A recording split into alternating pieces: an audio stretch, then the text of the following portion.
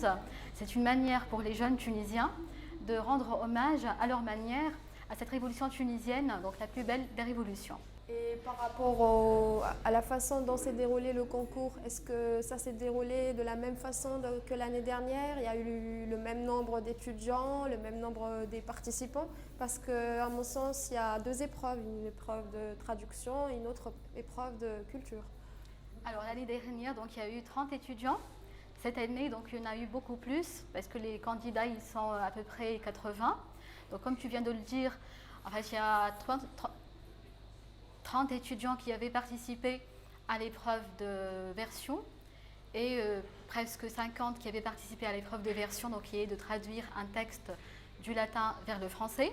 Alors la particularité cette année, donc c'est une façon pour les Tunisiens de proclamer haut et fort leur appartenance à cet héritage antique, à une Méditerranée plurielle. Donc c'est toujours le même principe que l'année dernière, donc, puisque l'objectif du concours, c'est à travers les humanités classiques de promouvoir l'enseignement du latin en Tunisie, puisque la Méditerranée dans l'Antiquité donc, parlait grec, parlait latin, mais parlait aussi punique. D'accord. Donc l'année dernière, le concours, c'était Carthage. Cette année, c'était Jason et les Argonautes. Pourquoi avoir choisi Jason et les Argonautes cette année? Alors je rebondis donc là pour parler un peu de l'année dernière, parce que l'année dernière, la Tunisie avait participé pour la première fois au concours. Donc, le thème de concours était Carthage, donc c'était une façon de souhaiter la bienvenue donc, à la Tunisie, donc chose qui était extraordinaire.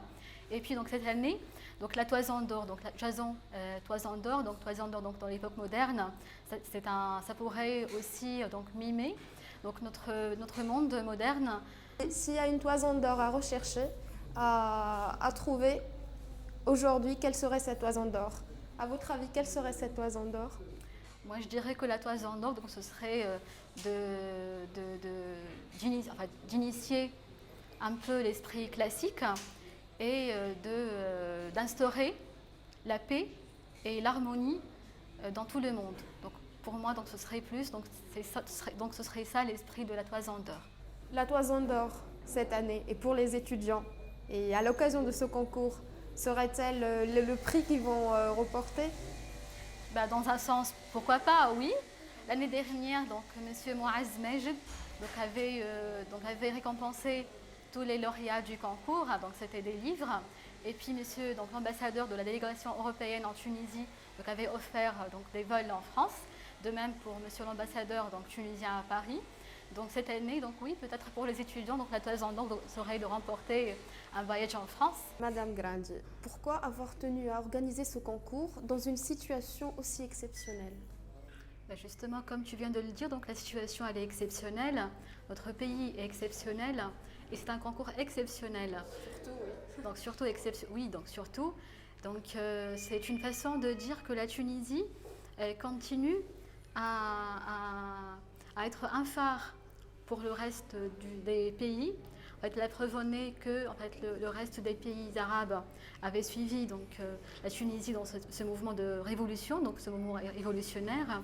Et puis c'est un message aussi, donc on tient à dire, à clamer haut et fort que l'on tient à abolir les frontières entre les pays. Et c'est notre façon de lancer un appel à la paix pour qu'il y ait plus d'harmonie dans le monde, au-delà de toutes les différences régionales, géographiques, étiologiques, donc de toutes sortes qu'elles puissent être. D'accord. Donc moi, je me permets de te retourner la question.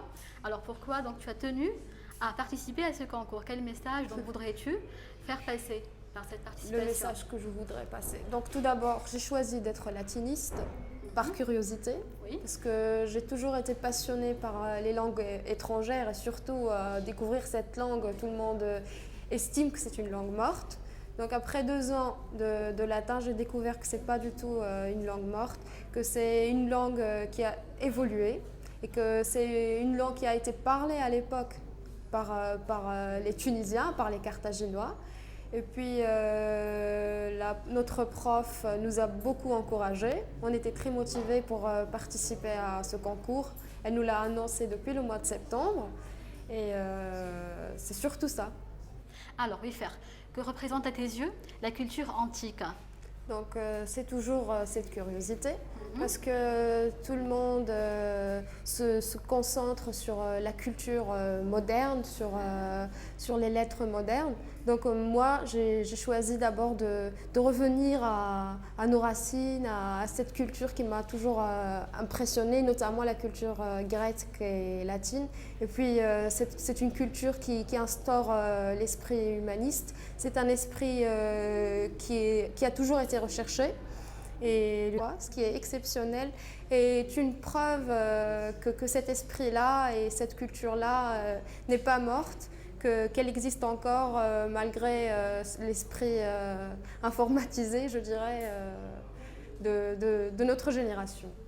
D'accord. Et donc ce concours constitue donc une manière donc, pour les Tunisiens de rendre un bel hommage à la Révolution. Alors dis-moi, par rapport à la Révolution, donc quelles sont tes attentes, quels sont tes souhaits? Quels sont mes souhaits? Donc la culture a été négligée pendant des années et des années. Et je pense que pour pouvoir avancer, pour pouvoir renouer avec la culture humaniste, la culture grecque et la culture romaine, il faudra encourager de tous les moyens la culture et l'éducation. C'est le seul moyen pour aller vers l'avant, le seul. Penses-tu qu'on devrait être confiant pour l'avenir du pays grâce justement à notre jeunesse? Saura-t-elle être en mesure de relever le défi? Donc je l'espère, comme tout le monde, mais en même temps, j'essaye d'être distante parce que j'ai vécu ce moment, c'est vrai, avec beaucoup de joie, avec beaucoup de fierté, mais aussi avec beaucoup de peur parce que ce qui est tout à fait, je pense, normal, c'est de se poser cette question, est-ce que la révolution va nous emmener vers l'avant? Et je pense que pour aller vers l'avant, il faudra travailler, encourager la culture et encore s'éduquer.